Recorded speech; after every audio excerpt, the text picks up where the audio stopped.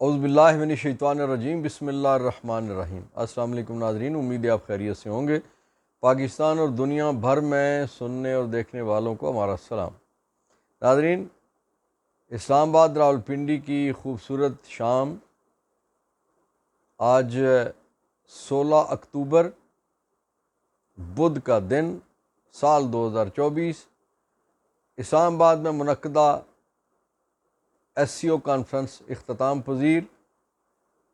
اکثر مہمان اپنے گھروں کو روانہ،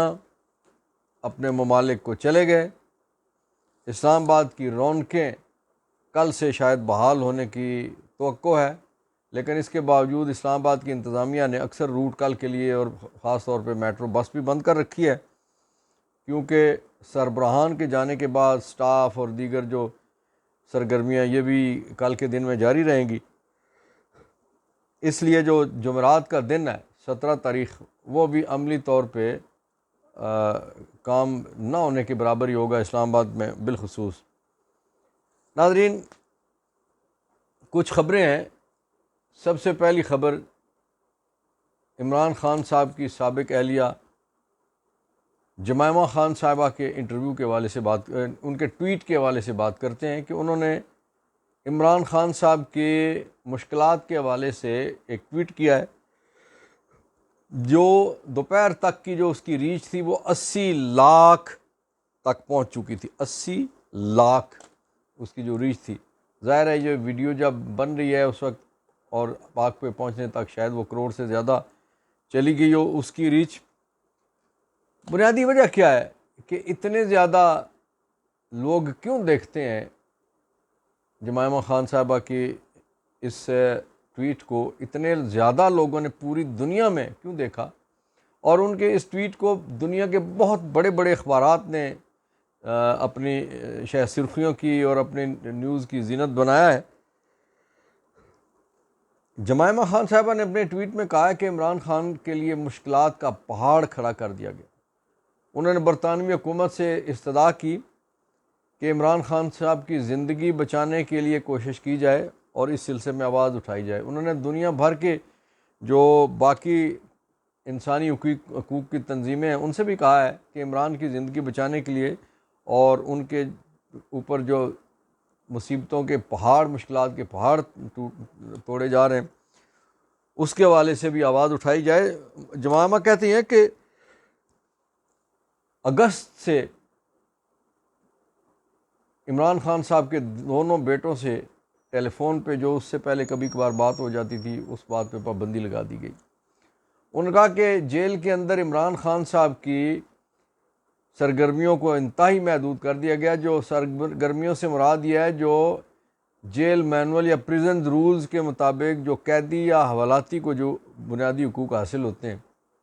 عمران خان صاحب کا ان کے ایکسرسائز ختم کر دی گئی۔ ان کی چہل قدمی یا جو جیل کی زبان میں اسے ٹلائی کہتے ہیں، بالخصوص قیدیوں کو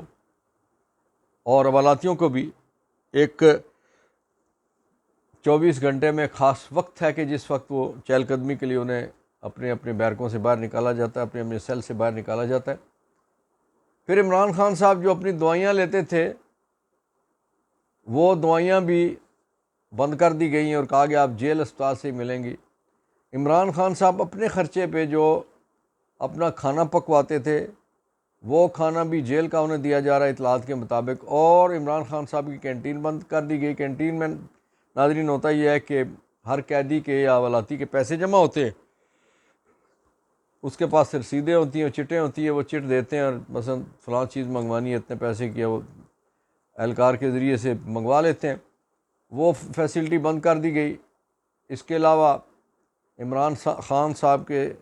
جو سٹاف جو ڈیوٹی وہاں دیتا تھا کہ ان سے وہ گھل مل نہ جائیں، ہر 6 گھنٹے کے بعد وہ ڈیوٹی تبدیل کر دی جاتی ہے اور سختی سے منع کیا جاتا ہے کہ جو وہاں پہ بیٹھے وہ ان کے ساتھ گفتگو نہ کرے۔ ناظرین، قیدی اور حوالاتی والی تمام جو عام قیدی ہے، C کلاس والا قیدی ہے، وہ بھی سہولیات عمران خان صاحب کے لیے بند کر دی گئی۔ گزشتہ دن کیا ہوا کہ جو بیرسٹر گور صاحب جھانسے میں آ گئے اور حکومت نے کہا جی کہ ہم پمز کے ڈاکٹروں کے ذریعے سے اس کا علاج ان کا دیکھ بھال کروا لیتے ہیں۔ اگرچہ عمران خان صاحب کے ڈاکٹر عاصم جو پاکستان کے پہلے کینسر اسپتال کے سی او ہیں، وہ بیرون ملک سے عمران خان صاحب کے علاج معالجے کے لیے یہاں تشریف لائے، اور خاص طور پہ لاہور سے انہیں یہاں بلایا گیا تھا۔ انہیں 12:30 بجے کا ٹائم دیا گیا تھا، وہ 10 بجے اڈیالہ جیل پہنچ چکے تھے 2-2.5 گھنٹے پہلے، لیکن شام مغرب تک بٹھانے کے باوجود انہیں یہ کہا گیا جی آپ کی شاید وہ کوئی دستاویزات مکمل نہیں ہیں پروفیشن کی، اس لیے آپ کو ملنے کی اجازت نہیں دی جاتی۔ کتنے افسوس کی بات ہے، یہی جیل تھی یہاں نواز شریف صاحب تھے، اگرچہ وہ کرپشن کیسز میں تھے، وہ اور طرح کے چارجز میں تھے، عملاتی تھے تب بھی اور جب قیدی ہوئے تب بھی، تو ان کا ڈاکٹر ہر وقت ان کے ارد گرد ایسے رہتا تھا جیسے مکھیاں بن بنا رہی ہوتی ہیں، یا کرامن کاتبین جو ہر وقت موجود رہتے ہیں، اسی طرح سے وہ ہر وقت وہاں موجود ہوتا تھا، اور ہر وقت ان کے ٹیسٹ ہو رہے ہیں اور یہ ہو رہا ہے اور وہ ہو رہا ہے اور یہ رپورٹس آ رہی ہیں۔ لیکن دوسری طرف عمران خان صاحب کے ساتھ اس قسم کا رویہ۔ اب ناظرین، پی ٹی آئی نے ایس سی او کانفرنس کی وجہ سے 15 تاریخ والی کال واپس لے لی تھی، لیکن پی ٹی آئی نے آج 18 تاریخ کے لیے یعنی جمعے کے دن کے لیے دوبارہ احتجاج کی کال دی ہے، اور یہ کال کس حوالے سے ہے کہ جو غیر آئینی غیر قانونی ترامیم حکومت کرنے جا رہی ہے اپنے پارٹنرز کے ذریعے، اپنے اتحادیوں پیپلز پارٹی ایم کیو ایم وغیرہ کے تعاون سے جو ترمیم کرنے جا رہی ہے، اسے پی ٹی آئی سرے سے غیر آئینی غیر قانونی تصور کرتی ہے، اور وہ بجا طور پہ تصور کرتی ہے۔ اس کی وجہ یہ ہے کہ وکلات تنظیموں نے بھی اس آئینی ترمیم کو یکسر مسترد کر دیا گیا ہے۔ اس سلسلے میں پی ٹی آئی نے پورے ملک کی تمام تنظیموں سے، تمام سیاسی جماعتوں سے، تمام جو بنیادی انسانی حقوق کی آرگنائزیشن ہیں ان سے اور عوام الناس سے یہ گزارش کی ہے کہ اس احتجاج میں بھرپور شرکت کریں۔ اسد قیصر صاحب، ان کا کہنا یہ ہے کہ آئینی ترمیم کے لیے اراکین کی خریداری کا سلسلہ جو 20-25 کروڑ سے بولی شروع ہوئی تھی، اب 1 ارب روپے کو کراس کر چکی ہے، اور انہوں نے کہا کہ یہ بنیادی انسانی حقوق کو ختم کرنے کی ایک سازش ہو رہی ہے، عدلیہ کو نیچا دکھانے کی سازش ہو رہی ہے، اور سپریم کورٹ آف پاکستان کو بالخصوص ماتحت ادارہ بنانے کی سازش ہو رہی ہے، جس کو ہم کامیاب نہیں ہونے دیں گے۔ اسد قیصر، آپ کے علم ہے نا کہ سابق اسپیکر قومی اسمبلی ہیں، عمران کے ساتھ ڈٹ کے کھڑے ہیں۔ جب خٹک صاحب نے اپنی جماعت کا اعلان کیا تھا، جماعت کا اعلان بعد میں کیا انہوں نے، جب پی ٹی آئی چھوڑنے کے لیے وہ پریس کانفرنس ہوئی تو اسد قیصر اتفاق سے، یا انہیں بلایا گیا تھا، وہ ساتھ بیٹھے تھے، لیکن وہاں سے وہ بغیر گفتگو کیے چلے گئے تھے۔ انہوں نے عمران خان صاحب کے خلاف آج دن تک کوئی لفظ اپنے منہ سے ادا نہیں کیا۔ وہ ان کے بااعتماد ساتھیوں میں شامل ہیں۔ انہوں نے خٹک کی دوستی چھوڑ دی، وہ بہت قرب کی تعلقات تھے ان کے، لیکن انہوں نے خٹک کو چھوڑ دیا، عمران خان کو نہیں چھوڑا۔ ناظرین، حکومت بہت عجلت میں ہے۔ پہلے تو اندھیرے میں، اندھیری رات میں کالے کاغذوں پہ لکھا ہوا وہ آئینی مسودہ پیش کرنے کی کوشش کی گئی جو اس وقت پیش نہیں ہو سکا، لیکن اس سارے کے باوجود اب بھی وہ پوری کوشش میں ہے کہ کسی انداز سے، کسی طرح سے یہ آئینی ترامیم فوری طور پہ 25 تاریخ سے پہلے پاس کروا لی جائیں۔ اس سلسلے میں آل پاکستان لائرز کنونشن کراچی بار میں ہوا، جس میں حامد خان، علی احمد کرد، بلوچستان بار کے صدر، لاہور بار کے لوگوں نے اور پاکستان بھر سے وکلاء نے شرکت کی۔ بہت بڑا اجتماع تھا۔ اس اجتماع سے خطاب کرتے ہوئے حامد خان، علی کرد اور باقی لوگوں نے یہ کہا کہ ہماری لاشوں پر سے گزر کے آپ کو یہ ترمیم کرنی ہوگی، ہم اس کو ترمیم کو نہیں کرنے دیں گے۔ اسلام آباد ہائی کورٹ کے صدر انہوں نے جناب ریاست علی آزاد نے انہوں نے کہا کہ ہم پارلیمنٹ کا گھیراؤ کریں گے، ہم سپریم کورٹ کا گھیراؤ کریں گے، ہم ہر اس حد تک جائیں گے جہاں تک ہم جا سکتے ہیں، لیکن ہم اپنی لاشوں سے آپ گزر کے ان ترمیم کو کر سکتے ہو، ہم ان ترمیم کو نہیں ہونے دیں گے۔ انہوں نے کہا کہ اس سے پہلے بھی ہم نے ایک ڈکٹیٹر کا ڈٹ کے مقابلہ کیا تھا، اور اب بھی یہ جو ڈکٹیٹر نما یا ڈکٹیٹر عملاً ڈکٹیٹر جمہوری نما جو لوگ اس وقت حکمران ہیں، ان کا ہم ڈٹ کے مقابلہ کریں گے اور بنیادی حقوق کا خاتمہ نہیں ہونے دیں گے، عدلیہ کو رسوا نہیں ہونے دیں گے۔ ایک اور بات کا وکلاء نے اعلان کیا، انہوں نے کہا کہ جو لوگ وکلاء میں سے کالی بھیڑیں، انہیں کہا گیا کہ جو لوگ کسی آئینی عدالت کے لیے یا کسی ایسے سیٹ اپ کے لیے کوئی کالی شیروانیاں سلوا کے بیٹھے ہیں کہ وہ جج بنیں گے، انہوں نے کہا کہ ہم ببانگ دول اعلان کرتے ہیں کہ انہیں اپنے پروفیشن کا غدار ڈکلیئر کریں گے، وکلاء کے غدار انہیں ڈکلیئر کریں گے۔ ناظرین، اس وقت تک کی جو صورتحال ہے اس میں جو میں سمجھتا ہوں کہ پہلی بات تو یہ ہے کہ آئینی ترمیم انشاءاللہ ہونی نہیں ہے، اور اگر ڈنڈے کے زور پہ لوگوں کی ماں بہنوں بیٹیوں بیٹوں کو اغوا کر کے، جس طرح سے ڈاکٹر زرکا کہتی ہیں جو سینیٹر ہیں پی ٹی آئی کی، وہ کہتی ہیں کہ میرے بیٹے کو انہوں نے بٹھایا ہوا، اسی طرح بہت سارے اور لوگوں کے ساتھ اسی طرح کے معاملات ہیں، ایسے انداز میں اگر کوئی آئینی ترمیم کر لی جاتی ہے تو یہ کیا ترمیم ہے، یہ کیا فتح ہے؟ آپ اسی طرح کے قلعے فتح کرتے ہیں لوگوں کی بہنوں بیٹیوں کو اٹھا کے۔ ناظرین، لاہور جل رہا ہے، پنجاب پورا جل رہا ہے، ابل رہا ہے، اور دوسری طرف پہلے مریم نواز کی وہ جھوٹی بھونپو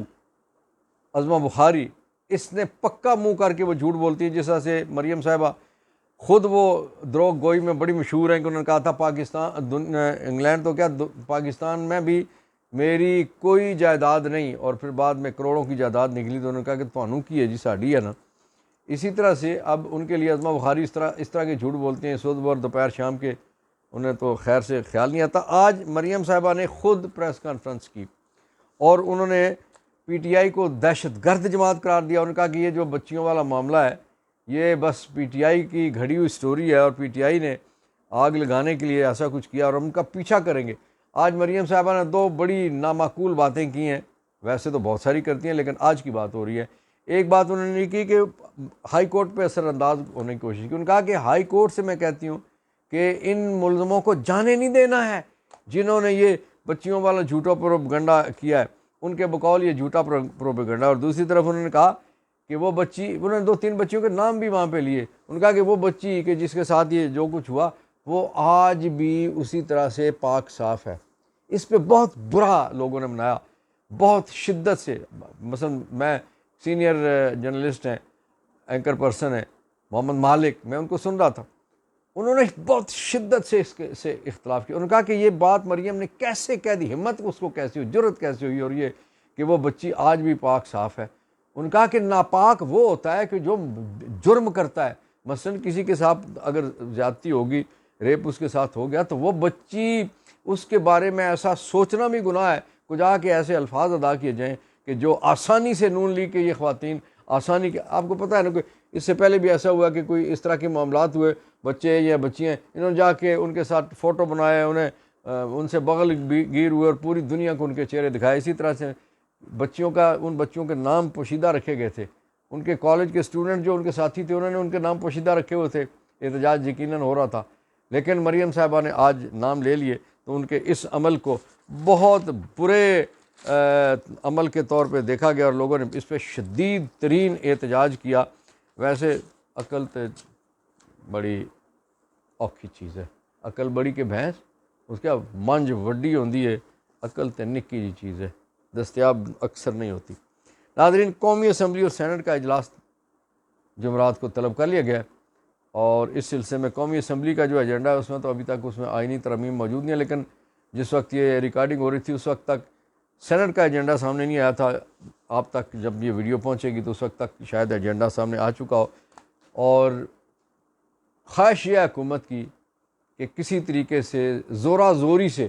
اس کو ترمیم کو منظور کروا لیا جائے۔ اس حوالے سے جو پی ٹی آئی کا کہنا ہے، انہوں نے کہا کہ ہم اس کا شدت سے اس کو روکیں گے، رکاوٹ ڈالیں گے، احتجاج کریں گے اگر یہ ڈنڈے کے زور پہ لوگوں کے بچوں کو اغوا کر کے، بہنوں کو بھائیوں کو اغوا کر کے، ماں بیٹیوں کو اغوا کر کے اگر یہ ترمیم کر بھی لی جاتے ہیں تو یہ اس کو قوم قبول نہیں کرے گی۔ بہرحال آئندہ چند گھنٹوں میں دیکھتے ہیں کہ کیا ہونے والا ہے۔ اور دوسری طرف آج نواز شریف کے گھر میں بہت بڑی دعوت ہوئی، بڑے کھابے ہوئے، مولانا سمیت سب کو وہاں مدعو کیا گیا اور وہاں پہ گپ شپ ہوئی، اور اب یہ مولانا اس کے بعد جب گفتگو کریں گے تو پتہ چلے گا کہ کن چیزوں پہ انہوں نے اتفاق کیا ہے، لیکن آخری جو اطلاعات ہیں، اندر کی اطلاعات یہ ہیں کہ مولانا نے ان ساری چیزوں پہ اتفاق نہیں کیا، انہوں نے ججوں کے تبادلوں والے معاملے پہ اتفاق نہیں کیا، انہوں نے جو آئینی عدالت ہے اس پہ اتفاق نہیں کیا، آئینی بینچ پہ ان کا اتفاق ہے، اسی طرح سے اور بہت ساری چیزیں ہیں جس میں مولانا متفق نہیں ہے۔ بہرحال پتہ چل جاتا ہے جمعرات والے دن کہ کن چیزوں پہ اتفاق ہوا اور کن پہ ابھی اتفاق نہیں ہے، اور آیا جمعرات والے دن حکومت آئینی ترامیم سینٹ میں پیش کرتی ہے یا کیا کرتی ہے، کیونکہ قومی اسمبلی کا